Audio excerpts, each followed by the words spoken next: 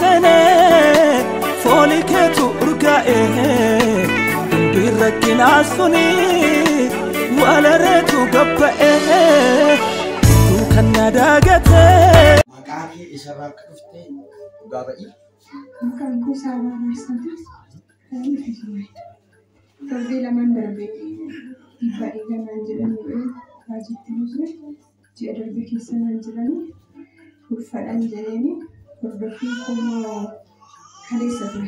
كليسة كافن ديمو تينا تاما بتشكوتري إلا لم جلين أتشيريني جورات لالا أتشي إباسديتا من أنجلن غافة درابا إسوداتني دكتوروني كان درس وانت كسير الكاميرا أتشمان بودا نمو وما نتفكاني واقعيهم كاسنا رأي وانا نمانير أستيقظ فسنا فتاة هند كاسرة أفورو مسيطانا سيريو لمدي يو بديس و بدو بادس كورتونا عندراني تربي دفنا الكفائل نعمي جنير تربي دفوانا نفي خرمو تغاوم سافين ديمو كاليسا بلاسي سنتوي إباها فتبانا عندنا bakka baruun deemu jedheetu wanti dhufee tajaajilamee gala'een dhufee sumaana dura obboleettii koo bijibduun na fide ishii faana bilbilaa walii bilbilee mee eeginaan jennaan asmanni yaalaa tokkodha achitti goreen laalame dhibbaa dhiigaa koo hin qabduudhaan jette iddoo diinni kee gadi bu'ee jira.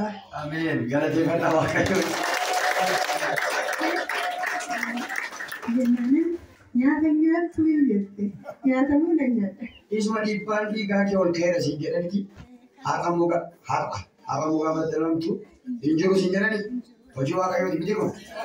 Maal teessu kana galateeffadhaa.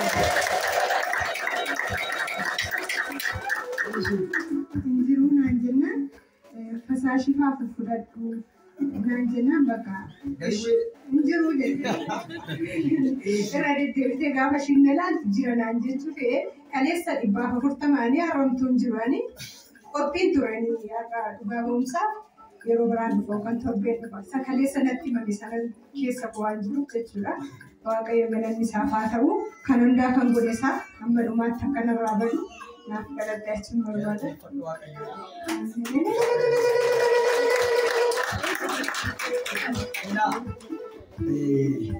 Dubbiin amantiiti. Waan iddoo kanaa dubbatamu amantiidhaaf fudhattee naannoo isin ta'a.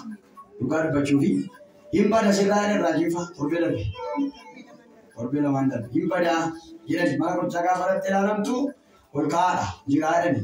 Kaleessa sumaan biraatti man har'ammoo isa dhuma hin jiru dhiigni kee gadi bu'eera. Dhangala'aa wayii dhuginaan jedhaniitti maal miraakilii guddaan amma dhaga'u. Bee galateeffadhaa waaqayyoon. Hinqiidha.